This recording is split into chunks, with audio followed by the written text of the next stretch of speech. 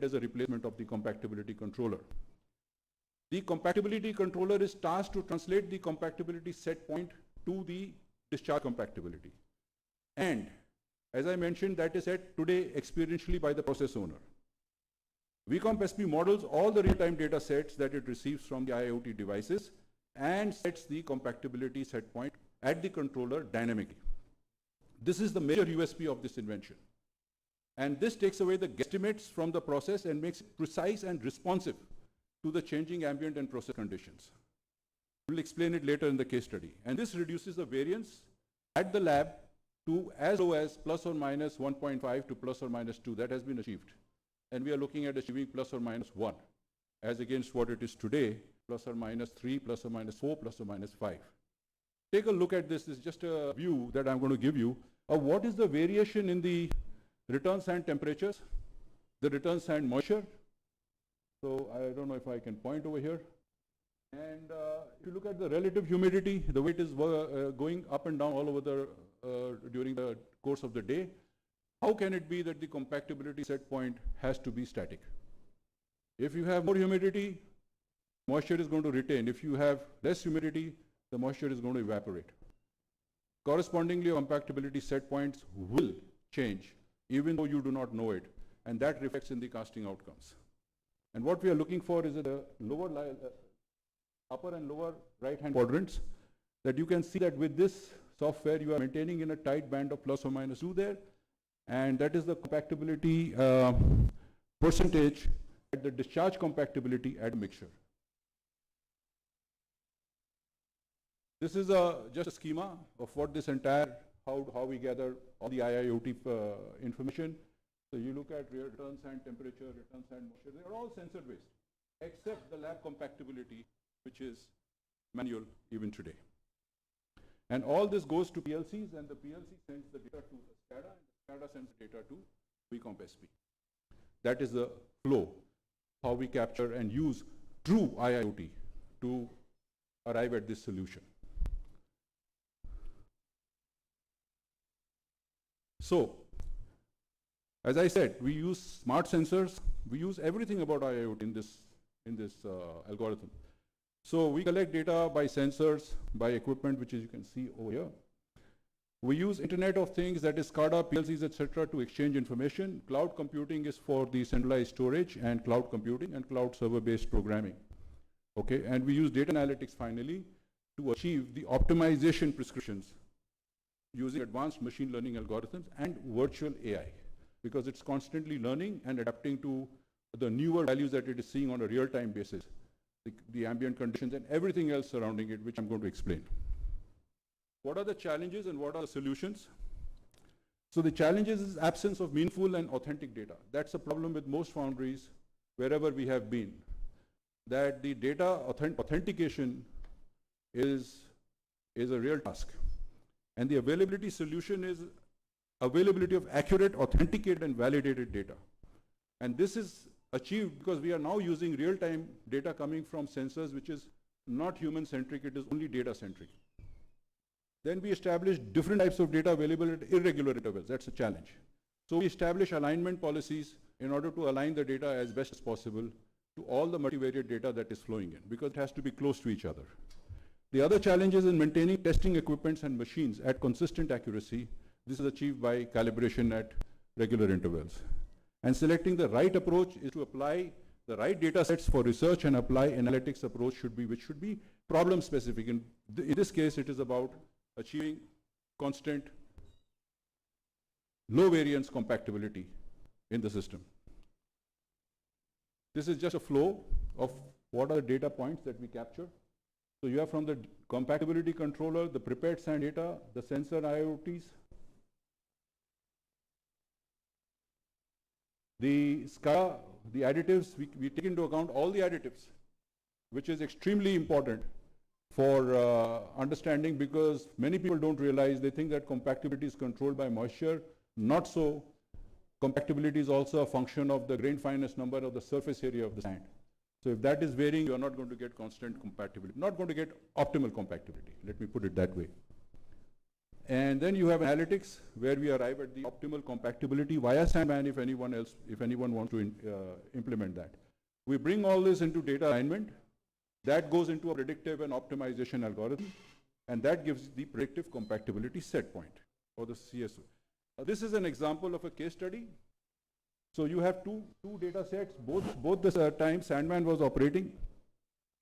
In this, the VComp SP was not operating. In that, it was operating. As you can see, there are 15,000 points in the first line where the compactability was constant. And if you see on the other slide, you will see that there is a constant variation in the compactability set points based on the prescriptive compactability that has been given out by the algorithm. Now, what does that do? If you have variability, does it help you? Is what we are going to see in the next slide. So as you can see here, before the implementation, you can see the data moving all over the place. So here, bands are breached, whereas after the algorithm was implemented, we had a brief period of malfunctioning of the return sand moisture. That was also discovered because of the algorithm, and then we had a stabilization period. Now, if you see in terms of numbers, because graphs normally don't give you the correct number, but if you look at the exact number of data points on both sides, you will see that the percentage of lab compactability plus or minus 1 increased from 38 to 54. And plus or minus 2 increased from 62 to 78.4, right? And the percentage of plus or minus 4 reduced from 10 to 4. This is the effect of having data support in setting compactability set points at the controller dynamically. This is to give you another concept that you can see a shift in the data that is before was the blue. The malfunctioning period is orange, but important is the green, that how well it has come within in the property. This is not dummy data. This is actual happening data in the Foundry. And the same is represented there, and you can see the green box plot over there. You will find that it is very tightly controlled and virtually in the middle of the control limits set by the Foundry, which is 14 to 16, the compactability to moisture ratio.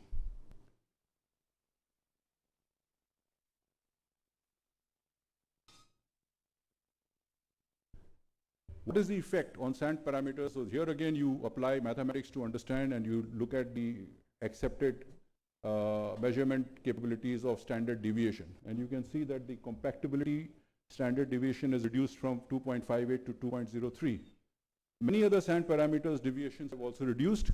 We do not claim this on account of VComp SP, but it is incidental that it has reduced at the same time. So what are the advantages and limitations? Compactability set point is dynamically variable. The prediction of compactability set point is based on the real-time or recent data, reduces variability in lab compactability, keeps the compactability close to optimal compactability. And it reduces the incidence of sand-related rejections, and it is possible to auto-set the compactability set point. Here is a graph of the rejections before on this side, and here is the effect of VComp SP on the right-hand side in the Foundry. These are related to blowhole rejections at the Foundry stage. It was already low, it has gone even further lower. Sometimes it increases, sometimes it decreases, but it remains consistent. Another very interesting thing is that if the mold is rigid and has a great integrity, you should be able to get lower casting weights, because dilation is prevented even however minimally it needs to be prevented. And you can see that out of 10 components, 5 have decreased, 3 have no change, and 2 have a slight increase in the casting weight. And shrinkage has also decreased from 0.49 to 0.03. Once again, this is an observation. And okay, you can say that there was a 254 metric ton reduction in the total casting that was recovered. The other most interesting enhancement we are in the process of doing is now being able to apply compactability on grouped components rather than applying it standard on all shapes and sizes of components. That will further improve the accuracy of the compactability process and the casting weights and the mold integrity. Right, so the conclusion is this demonstrates the application of the proposed VComp method as a clear and evident sensitivity of the lab compactability to variation at the COSP at the controller. The case study also clearly highlights reduced variation with increased consistency in lab compatibility. And the reduction in standard deviation of most sand parameters further strengthens this premise. And there is a clear reduction in sand-related rejections, which demonstrates that the compatibility control has a clear impact on related sand rejection and therefore deserves increased importance in green sand foundry. These are the references, paper references. And yeah, thank you very much. Thank you IF and the distinguished members of the foundry industry for this invaluable opportunity. I'm truly grateful for the selection of the paper and the time and the opportunity to address this distinguished gathering. Thank you. Thank you, sir. Deepak Chaudhary, you have finished on time. So normally the sands are all, sand plant people has not come means we have a problem in the foundry, right? Nowadays, data is taking over that skill, and thanks to Deepak for inventing that sandman data analysis. It is working. See, normally in the summer at 50 degrees centigrade, you know what sand behaves. Everything is to do automatically. No personal thing is, manual thing is going to happen in future. So thank you very much, Deepak, for that wonderful speech. Thank you. 1 second, sir. You want to give a moment?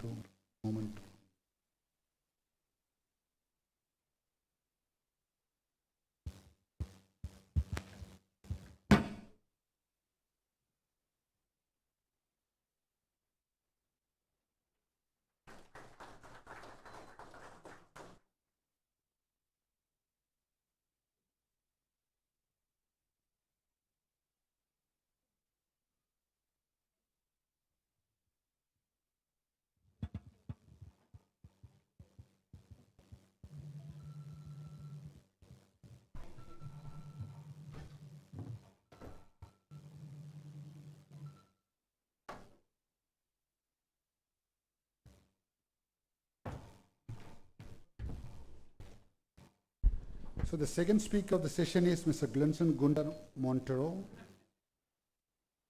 Can I ask him to be? Can I welcome? Yes, sir. Please, sir. So he is a head R&D, international sales manager, Kune Nagal. I think you have to remove the.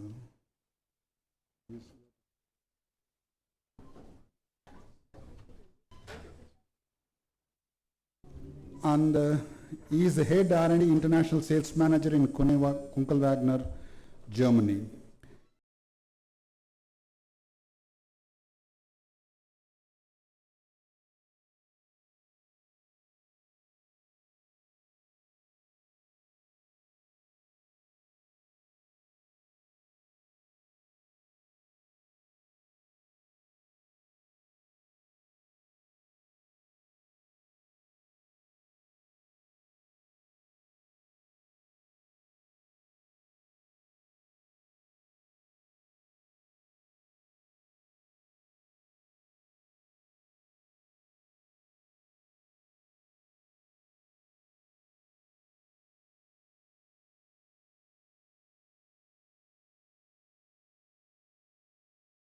For the invitation.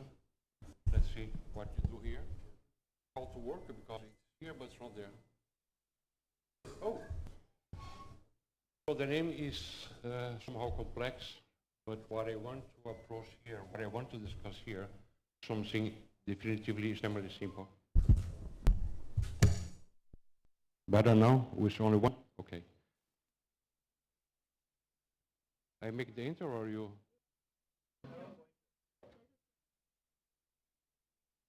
In the right side? Okay. The title is regarding the graphite expansion.